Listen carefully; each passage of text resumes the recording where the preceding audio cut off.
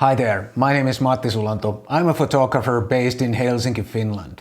In this video, I'm gonna tell you what's gonna happen to the G9 now that I've had a chance to use the brand new Lumix S1R. Will I ditch the G9? If you like my content, please consider subscribing to my channel and tap the bell also so you won't miss any of my future videos. I'll publish a new video every Tuesday and every Friday. To be clear, this S1R is on loan from Panasonic and I'm not getting paid for this video. I just recently switched back to using Micro Four Thirds and Lumix cameras. But now, after using the S1R, will I want to use the Micro Four Thirds anymore after all?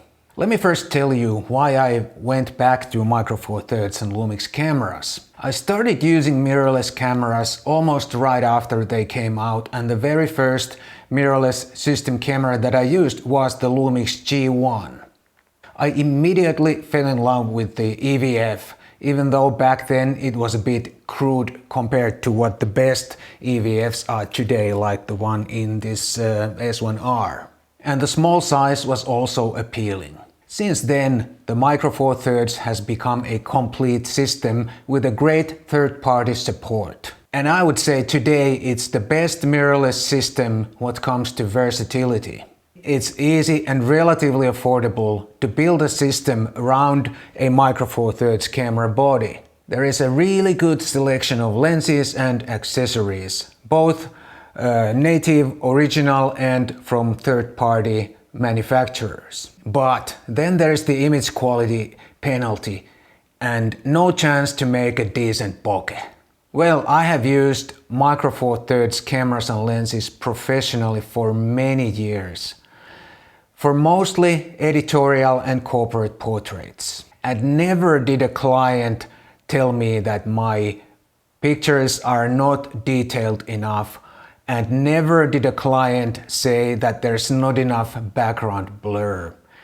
And never did a client say that my camera is too small. I find the image quality really good enough for most situations by a good margin. Then some things changed in my life and I used some other cameras and formats for a couple of years. Until recently I went back to Micro Four Thirds and the Lumix cameras. I knew, of course, that the new S-series was coming, but I didn't think too much about it. But now that I've actually used both the S1 and S1R, what do I think? Will I want to go back using the G9 and Micro Four Thirds anymore? I have to say I absolutely love the S1R. It's like the G9 on steroids and a bit more. But after holding the S1R for just a brief moment, it becomes clear it's no substitute for a Micro Four Thirds camera.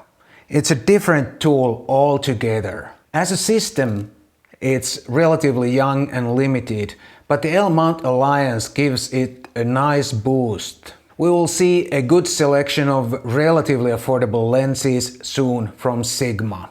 And I believe some other third-party manufacturers will follow soon. And by that I mean the makers of some of those really nice manual focus lenses like 7 Artisans or Laowa, for example. Those manufacturers tend to be really flexible and quick. When I say it's a different tool, I mean situations where the camera size and weight is not an issue. Like a situation where I have loads of lights and props and the camera gear is just a tiny part of it all. Or, for example, a shoot where a client wants a highly detailed large image to be printed really big. This is of course also an image maker for some of those amateurs, wealthy amateurs who can buy it as their second system, maybe to complement their smaller system or something. For me, the S1R would be an alternative to use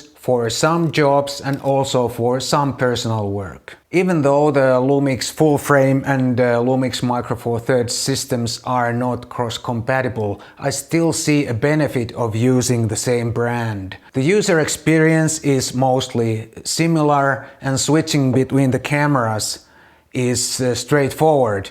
You can customize the cameras to behave in similar manner. But the S1R would not replace the G9 in my camera bag.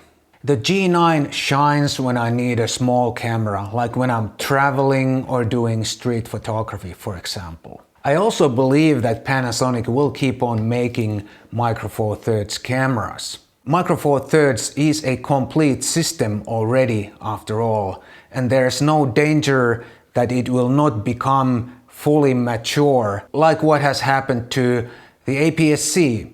APS-C is the oldest digital format, and even today only one manufacturer has managed to build a complete system around it. All the rest are more or less crippled by the lack of native lenses. Thanks to Sigma, there are at least some decent prime lenses available. So, the answer to the question, will I stop using Micro Four Thirds cameras because of the new S1 or S1R is absolutely no. I see there's a place for both systems, and the full-frame Lumix cameras don't threaten the Micro Four Thirds Lumix cameras. I mean, if you're really happy with your Micro Four Thirds system, why would you switch to full-frame now? You would have probably switched already if you were not happy. Remember, this is only my opinion and you are free to disagree in the comments below. I would actually love to hear what you think about all this. But please be polite. Thanks for watching and I'll see you next time.